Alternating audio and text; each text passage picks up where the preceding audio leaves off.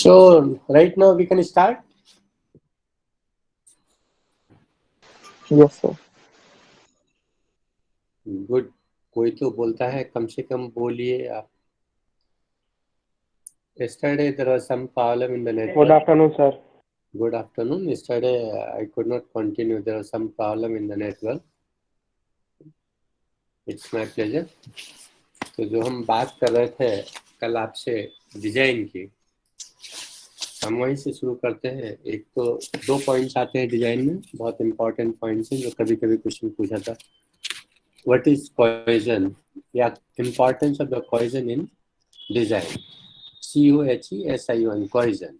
एक होता कपलिंग, दूसरा होता कोहेजन. कोहेजन और कपलिंग में क्या डिफरेंस है, ये कभी कभी क्वेश्चन पूछता है. या what is importance of cohesion in design, ये कभी कभी होता है. तो कोहेजन क्या है हमारा? The extent to which a system or subsystem perform the single function. तो सिस्टम क्या है? Integration of the various components to perform the various tasks या to perform the various function. That's the meaning of the cohesion. तो जब हम system की बात करते हैं तो सिस्टम जो कोहेजन है, कोहेजन किसको कहा गया है? तो system or subsystem perform a single function. जो सभी कंपोनेंट्स मिलके एक पर्टिकुलर फंक्शन को परफॉर्म करते हैं उसको हम बोलते हैं cohesion. Integration of the various components perform together for specified task, that is called cohesion. Second point आता है coupling. What is the importance of the coupling in design? Coupling in the design का मतलब होता है कि एक subsystem, हमने कहा integration of the various component, एक कंपोनेंट दूसरे पे डिपेंडेंट है. तो जो कंपोनेंट है, ये कंपोनेंट दूसरे पे, वो क्या कहलाता है? सब सिस्टम. इसका मतलब कि subsystem depends on each other. जो सब सिस्टम उस सिस्टम के अंदर है, they are dependent to each other. That is called the coupling. तो कपलिंग की भी इंपॉर्टेंस है डिजाइन में, क्योंकि वी हैव टू आइडेंटिफाई कि कौन से कंपोनेंट डिपेंडेंट है और कौन से components work together for specified function.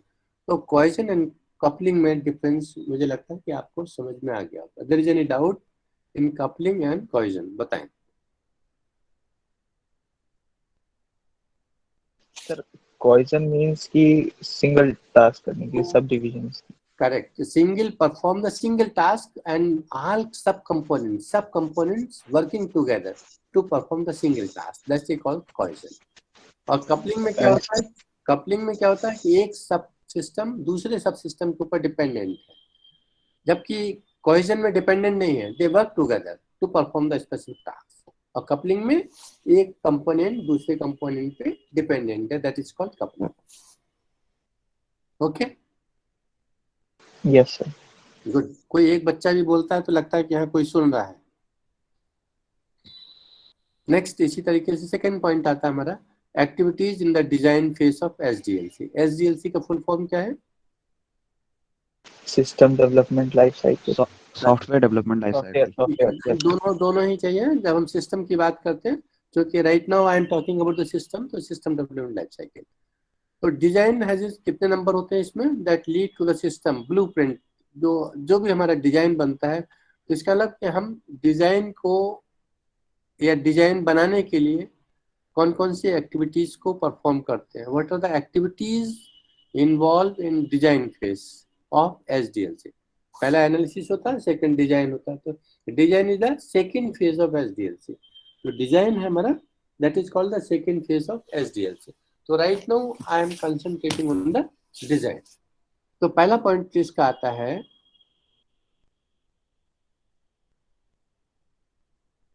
Determine preference system acquisition strategy. System को बनाने के लिए किस तरीके से क्या स्ट्रेटजी अपनाई जाए कि जो कि हमको आउटसोर्स मिले। आउटसोर्स का मतलब डिजाइन के बेस पे जो डिजाइन बन के आएगा, एक है कि what are the components are required to make a design. Second point है उस डिजाइन को you are going to use to develop the system. तो इनपुट हमारा क्या हुआ यहाँ पे, इनपुट ये हुआ है कि हमको कौन से कंपोनेंट क्या क्या चीजें चाहिए एक डिजाइन बनाने के लिए, और उस डिजाइन को बनने के बाद में who will use that design to develop the system. तो पहला पॉइंट हमारा हो गया input is required to make a design. अब एक छोटा सा एग्जांपल हम आपसे लेंगे। If you are going to construct the house, what are the parameters are required as input to design. एक कोई आप घर बनाना चाहते हैं, उसके लिए आपको डिजाइन बनाने के लिए, मकान का आर्किटेक्चर बनाने के लिए कौन कौन से कंपोनेंट्स आर रिक्वायर्ड।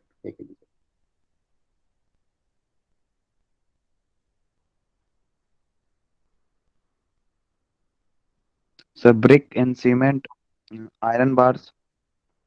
ये तो बात की बात है। सबसे पहले तो लैंड, आपका लैंड कितना है उसी के बेस पे आपका हाउस बनेगा। एक बेसिक, या हम कंप्यूटर नेटवर्क स्टेब्लिश करना चाहते हैं, तो कंप्यूटर नेटवर्क तो स्टेब्लिश करना चाहते हैं, लेकिन हमको ये तो बताना पड़ेगा ना कि 4 डिपार्टमेंट में physics, chemistry, math, zoology, botany, Hindi, इतिहास, भूगोल, तो वो हमारा एक्सपेंडिचर्स को डिसाइड करेगा। फाइबर ऑप्टिक्स केबल से जोड़े, एक कंप्यूटर चाहिए किसी डिपार्टमेंट में, 20 कंप्यूटर चाहिए किसी डिपार्टमेंट में, 10 कंप्यूटर चाहिए, तो वी हैव टू एनालाइज उसी तरीके से। सेकंड पार्ट हो गया। पहला पार्ट तो यही हुआ कि हमारे नेटवर्क बनाने के लिए कहाँ कहाँ कंप्यूटर रखे जाएंगे, who will utilise the network, who will use the network. उसी तरीके से घर किसका, belongingness, house belongs to you, you have to decide कि हमारे घर में इस तरीके का डिजाइन हो, 2 बेडरूम हो, किचन हो, आगे खुली जगह हो, या लॉन हमको ज्यादा चाहिए, किसी को लॉन चाहिए ही नहीं, पूरा पैकअप हमको किराए पे उठाना मकान। दोनों के आर्किटेक्चर अलग अलग होगा। एक आदमी कह रहा है हमको लॉन चाहिए, दूसरा कह रहा है हमको लॉन चाहिए ही नहीं, हमें तो यहाँ पे एक किराए पे मकान उठाना, तो उसका आर्किटेक्चर अलग हो जाएगा। It means this property, this house belongs to you, you have to decide कि what are the architecture is required. तो वही चीज यहाँ पे आती है, जो इंफॉर्मेशन सिस्टम की बात करते हैं। Information system belongs to organisation, ये हमने कभी क्लास में बोला आपके, मैं राइट हो रहा हूँ। Yes information system yes belongs sir. To organisation. जब ऑर्गेनाइजेशन को बिलोंग, या हमने कहा हाउस बिलोंग्स टू यू, तो आप डिसाइड करेंगे। ऑर्गेनाइजेशन है तो ऑर्गेनाइजेशन डिसाइड करेंगे। तो ऑर्गेनाइजेशन क्या डिसाइड करेगा, एक आर्किटेक्चर डिसाइड करेगा। बिना आर्किटेक्चर के ना तो कंप्यूटर नेटवर्क बनाया जा सकता है, नेटवर्क स्टेब्लिश किया जा सकता है, और न ही आर्किटेक्चर के मकान बनाया जा सकता है। तो इस आर्किटेक्चर को बनाने के लिए हमको क्या क्या चाहिए, ऑब्जेक्टिव ऑफ द सिस्टम। हम कह रहे हैं कि कंप्यूटर नेटवर्क स्टेब्लिश करना, तो ऑब्जेक्टिव द नेटवर्क हमारा क्या है। ऑब्जेक्ट द नेटवर्क हमको ईमेल भेजना, कि फाइल ट्रांसफर भेजना है, फाइनेंशियल को देखना। until you are not able to specify the objective, we cannot establish the network. Until you are not able to specify the objective, the house, that building may be house, building may be the mall, building may be hospital, उस building का purpose क्या, objective क्या, that we have to specify.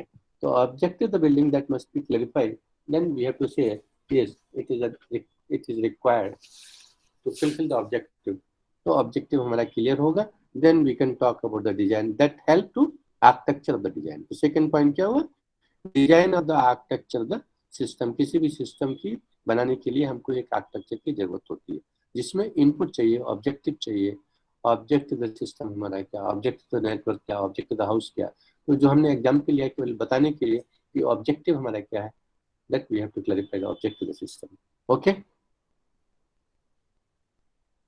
Yes sir. इसी में next point आता है design system. किसी भी सिस्टम में इनपुट एंड आउटपुट दोनों चाहिए, तो डिजाइन हमारा second phase of the SDLC है। तो जो इनपुट हमको कहाँ से मिला, एनालिसिस से मिला, और थर्ड जो इम्प्लीमेंटेशन के लिए जो डिजाइन बन के आई उसको इम्प्लीमेंट करेगा, that is called output. Next point इसी में आएगा हमारा convert logical process model to physical process model. Logical process model को हम फिजिकल प्रोसेस मॉडल में बदलते हैं, that's one more point, convert the logical process model to physical processes.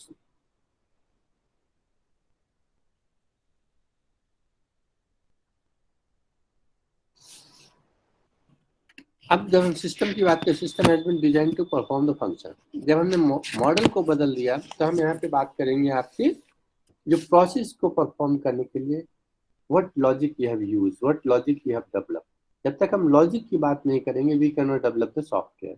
तो सॉफ्टवेयर क्या, based on the logical concept. तो logical हमारा data किस तरीके से प्रोसेस होगा, उसके पैरामीटर्स क्या होंगे, that we have to decide.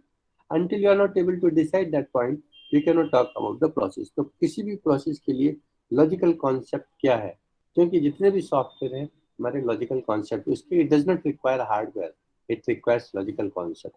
उस लॉजिकल कॉन्सेप्ट को हम कन्वर्ट करते हैं in the form the process. इसी तरीके से logical data model to physical data model, logical data model और फिजिकल डेटा मॉडल। तो लॉजिकल डेटा मॉडल क्या होगी, लॉजिकली भाई हमको मार्केटिंग का डेटा मिल जाए तो हम उससे अपना डिसीजन ले सकते हैं, ये कंपोनेंट या सॉफ्टवेयर या हार्डवेयर और मैन्युफैक्चर किया जाए नहीं किया जाए, या प्रोसेस को रोक दिया जाए, रॉ मटेरियल खरीदा जाए नहीं खरीदा जाए। तो somewhere we have to talk about the process. तो प्रोसेस में क्या है हमारा, जब तक हम मॉडल की बात नहीं करते, फिजिकल मॉडल जो प्रोसेस को convert into the physical existence, इसके लिए हमको लॉजिकल कॉन्सेप्ट एस्टेब्लिश किया, और इस logical based on the logical concept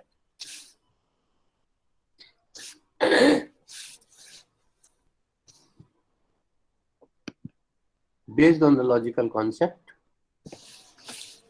हम इसको कन्वर्ट करते हैं फिजिकल डेटा मॉडल। तो फिजिकल डेटा मॉडल की हमारी प्रोसेसिंग कैसे होगी, प्रोसेसिंग के लिए कंपोनेंट्स हमको ऑलरेडी मिल चुके हैं, that's we have to talk about the processing. उसके बाद फाइनल सिस्टम स्पेसिफिकेशंस हो गया। वन मोर पॉइंट, जो रिक्वायरमेंट होती है उस रिक्वायरमेंट को हम कैसे कन्वर्ट करते हैं डिजाइन में। अगर हम एक ट्राइंगल बना लें, एक इमेजिनेशन करें और एक ट्राइंगल बनाएं, और ट्राइंगल में टॉप से शुरू करें, टॉप में कंपोनेंट लेवल होगा, उसके बाद में सेकेंड फेज में जो कंपोनेंट लेवल है उनका इंटरफेसिंग होगा सेकेंड लेवल पे, थर्ड में हमारा जब इंटरफेस हो गया then I have to talk about the architecture level, उसके बाद हमारा डेटा और क्लास डिजाइन। इसका जो ट्राइंगल हम बना रहे हैं उस ट्राइंगल को ऊपर से नीचे 4 भागों में बांट लीजिए। तो पहला भाग हमारा है कंपोनेंट लेवल, दूसरा भाग है इंटरफेस डिजाइन, तीसरा भाग है आर्किटेक्चर डिजाइन, चौथा भाग है डेटा ऑब्जेक्ट क्लास डिजाइन। तो इसका लगा कि टॉप मोस्ट हमारा क्या, component level design. But the component, जब तक हम कंपोनेंट क्लैरिफाई नहीं करेंगे, कंपोनेंट क्लियर नहीं करेंगे,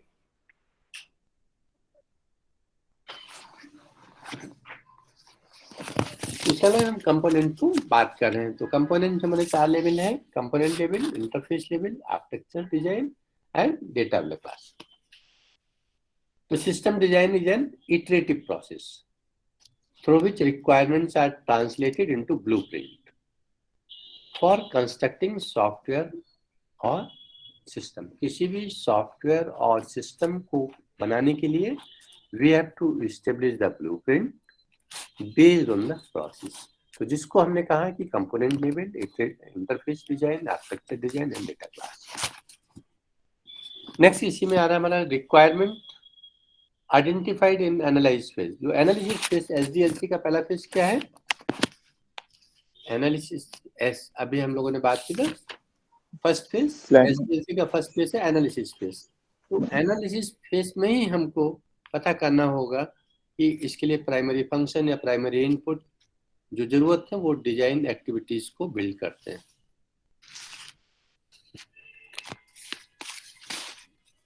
नेक्स्ट हम सिस्टम आर्किटेक्चर की जो बात कर चुके हैं ऑलरेडी। सिस्टम आर्किटेक्चर,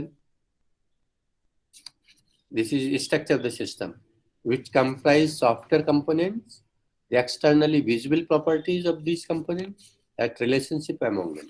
कोई भी सॉफ्टवेयर का स्ट्रक्चर हो उसकी हम सब जैसे सॉफ्टवेयर में हमने आपको याद होगा हमने प्रोग्राम और सॉफ्टवेयर में डिफरेंस बोला था. What is difference between program and software? Sir, software is a set of program, whereas program is made to perform a single task. Very good. और कोई बोलना चाहता है इस पे? बताएं और कोई बोले.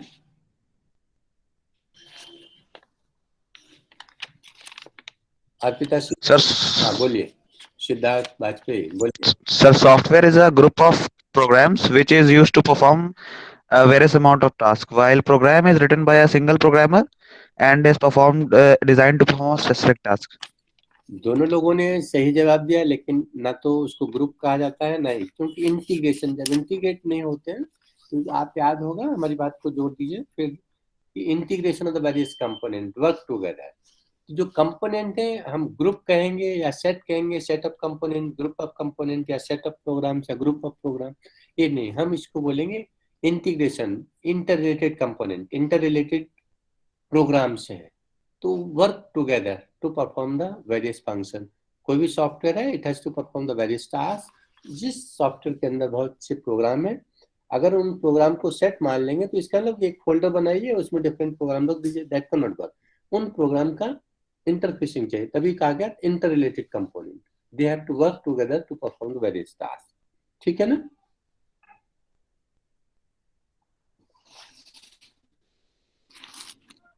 जी सुना हमने बात. Yes, sir. ठीक. Yes.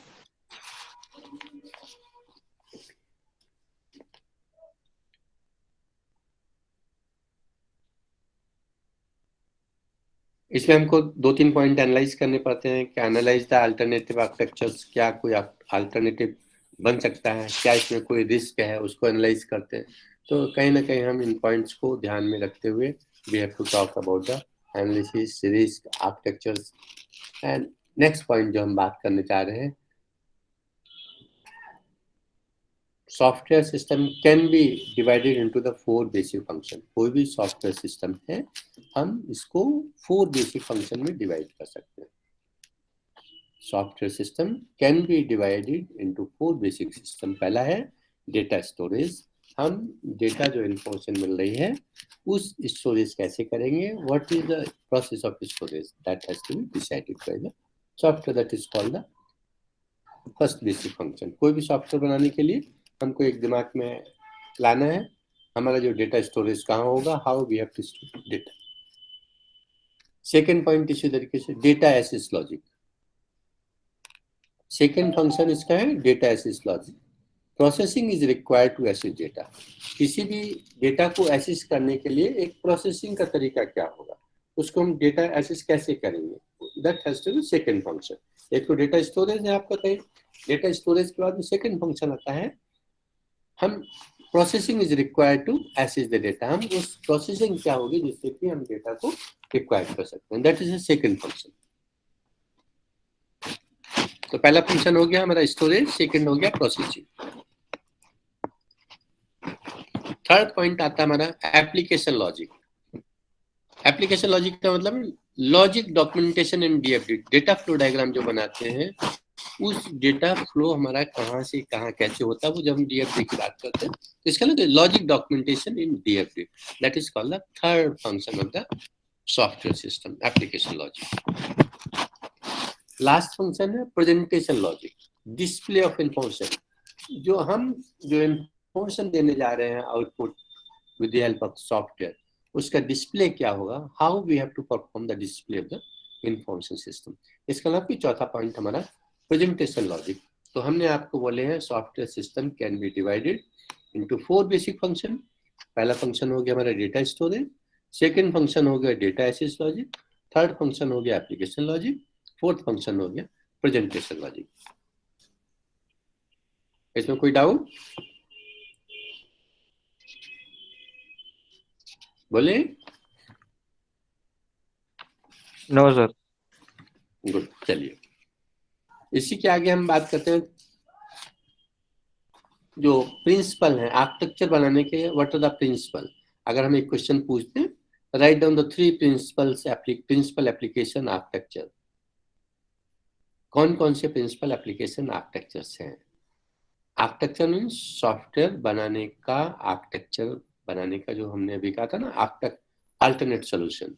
तो what are the 3 principle application of architecture?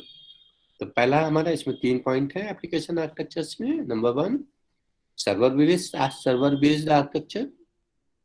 Server based architecture, that is called the first principle of the architecture. किसी भी आर्किटेक्चर को बनाने के लिए we have to use the concept server based architecture. इसी तरीके से सेकंड प्रिंसिपल हमारा क्लाइंट बेस्ड आर्किटेक्चर। किसी भी आर्किटेक्चर, सॉफ्टवेयर आर्किटेक्चर बनाने के लिए we have to remember client based architecture. It means we are going to design for the client purpose, client based architecture. और तीसरा सॉफ्टवेयर हमारा इसी तरीके से प्रिंसिपल है क्लाइंट सर्वर, जिसमें कि सर्वर और क्लाइंट दोनों ही इन्वॉल्व है। तो क्लाइंट सर्वर आर्किटेक्चर, इसका मतलब 3 आर्किटेक्चर हमने आपको बोले। पहला architecture based on the server, second architecture based on the client, और third architecture client server architecture. So there are 3 type of the architectures which we have to consider. पहला है server based architecture, second है client based architecture, third है हमारा client server architecture.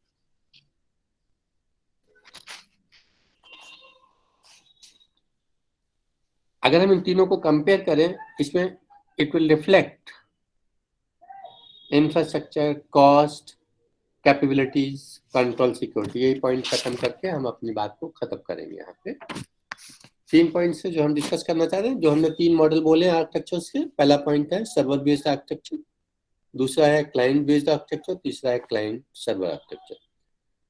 तो infrastructure जो चाहिए हमको, सर्वर बेस्ड आर्किटेक्चर का इंफ्रास्ट्रक्चर, सर्वर बेस्ड आर्किटेक्चर जो होगा हमारा, इसमें अगर हम इंफ्रास्ट्रक्चर की बात करें, तीनों के इंफ्रास्ट्रक्चर की दिमाग में रख लीजिए, लाइन बना लीजिए। सर्वर बेस्ड का आर्किटेक्चर हमको बहुत ज़्यादा चाहिए होगा, क्लाइंट बेस्ड आर्किटेक्चर इसमें मीडियम साइज का चाहिए होगा, और क्लाइंट सर्वर आर्किटेक्चर ये लो कॉस्ट, लो इंफ्रास्ट्रक्चर। ऐसा लगे बहुत ज़्यादा इंफ्रास्ट्रक्चर चाहिए होता है। जब हम सर्वर बेस्ड आर्किटेक्चर की बात करते हैं, हमको बहुत ज़्यादा इंफ्रास्ट्रक्चर चाहिए होता है। जब हम क्लाइंट बेस्ड आर्किटेक्चर की बात करते हैं, मीडियम साइज का आर्किटेक्चर चाहिए होता है। जब हम क्लाइंट सर्वर आर्किटेक्चर की बात करते हैं, लो लेवल का आर्किटेक्चर चाहिए होता है, कम पैसे में काम हो जाएगा, इसका मतलब है। तो तीनों आर्किटेक्चर हमने कंपेयर किए with respect to infrastructure. Server based architecture very high infrastructure चाहिए, cost of infrastructure very high है। कॉस्ट ऑफ इंफ्रास्ट्रक्चर मीडियम चाहिए, मीडियम साइज की कॉस्ट में मीडियम क्लाइंट बेस्ड हो जाएगा। जब क्लाइंट सर्वर आर्किटेक्चर की, वो हमारे कम कॉस्ट में इंफ्रास्ट्रक्चर डेवलप हो जाएगा। इसी तरीके से हम कॉस्ट ऑफ डेवलपमेंट, ये तो इंफ्रास्ट्रक्चर की बात करें, अब हम दूसरा पॉइंट बात कर रहे हैं, कॉस्ट ऑफ डेवलपमेंट क्या होगी तीनों इंफ्रास्ट्रक्चर की। तो कॉस्ट ऑफ इंफ्रास्ट्रक्चर, अगर हम सर्वर बेस की बात करेंगे, डेवलपमेंट कॉस्ट मीडियम कॉस्ट है, लेकिन यहाँ पे जो कॉस्ट है, डेवलपमेंट कॉस्ट हाई हो जाएगी क्लाइंट सर्वर आर्किटेक्चर। यहाँ पे क्लाइंट सर्वर आर्किटेक्चर के लिए डेवलपमेंट कॉस्ट हाई है, जबकि अभी पिछली बार जो हमने बात किया था सर्वर बेस्ड आर्किटेक्चर के लिए इंफ्रास्ट्रक्चर कॉस्ट लो है, लेकिन डेवलपमेंट कॉस्ट यहाँ पे हाई हो जाएगी। You got the point? Yes sir. जो इंफ्रास्ट्रक्चर है क्लाइंट सर्वर का, वो लो कॉस्ट है, लेकिन डेवलपमेंट कॉस्ट यहाँ पे हाई हो जाएगा क्लाइंट सर्वर आर्किटेक्चर में। इसी तरीके से इंटरफेस कैपेबिलिटी, जब हम सर्वर बेस्ड की बात करते हैं, हमारी इंटरफेस कैपेबिलिटीज लो है। जब हम क्लाइंट बेस्ड की बात करते हैं, इंटरफेस कैपेबिलिटी हाई है, और क्लाइंट सर्वर आर्किटेक्चर की बात करते हैं तो इंटरफेस कैपेबिलिटीज हाई है। इसी तरीके से कंट्रोल एंड सिक्योरिटी की बात करें, तीनों मॉडल पे क्लाइंट सर्वर एंड आर्किटेक्चर। तो पहला हमारा था सर्वर बेस्ड आर्किटेक्चर, जहाँ पे कंट्रोल एंड सिक्योरिटी बहुत ज़्यादा है, it's possible to manage, very high control and security, आप आसानी से मैनेज कर सकते। लेकिन क्लाइंट सर्वर आर्किटेक्चर में कंट्रोल एंड सिक्योरिटी लो है, जबकि क्लाइंट सर्वर आर्किटेक्चर में मीडियम साइज में कंट्रोल एंड सिक्योरिटी है। तो इसके अलग हम तीनों आर्किटेक्चर पे आपको कॉस्ट ऑफ इंफ्रास्ट्रक्चर पे बात की है, कॉस्ट ऑफ डेवलपमेंट पे बात की है, कॉस्ट ऑफ इंटरफेस कैपेबिलिटी की बात की है, और कंट्रोल सिक्योरिटी की बात की। These are the things we have to remember. बस यहीं पे हम बात खत्म करेंगे। इसमें कोई डाउट आ रहा हो, कोई चीज हो, आप पूछ सकते हैं। Sir sir cost of development एक बार रिपीट कर दिए।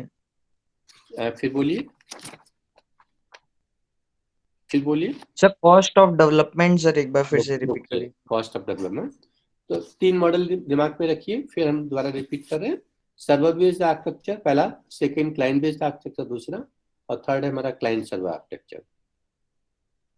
अब यहाँ पे जो सर्वर बेस्ड पहला आर्किटेक्चर है, सर्वर बेस्ड आर्किटेक्चर, इस पे कॉस्ट ऑफ डेवलपमेंट मीडियम है, और जो क्लाइंट बेस्ड आर्किटेक्चर है उस पे कॉस्ट ऑफ डेवलपमेंट लो है, और तीसरा जो क्लाइंट सर्वर आर्किटेक्चर है वहां पे cost of development is high है।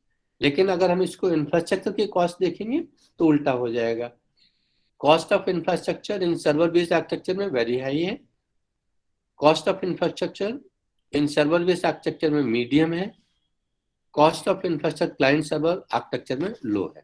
तो जो अगर हम कॉस्ट ऑफ इंफ्रास्ट्रक्चर की बात करें इन दी क्लाइंट सर्वर मॉडल में लो है, और यही क्लाइंट सर्वर मॉडल में कॉस्ट ऑफ डेवलपमेंट हाई है। तो कॉस्ट ऑफ डेवलपमेंट हाई हो जा रहा है, और जबकि इंफ्रास्ट्रक्चर हमारा लो हो जा रहा है क्लाइंट सर्वर आर्किटेक्चर में। Okay, yes sir. Thank you, thanks all of you.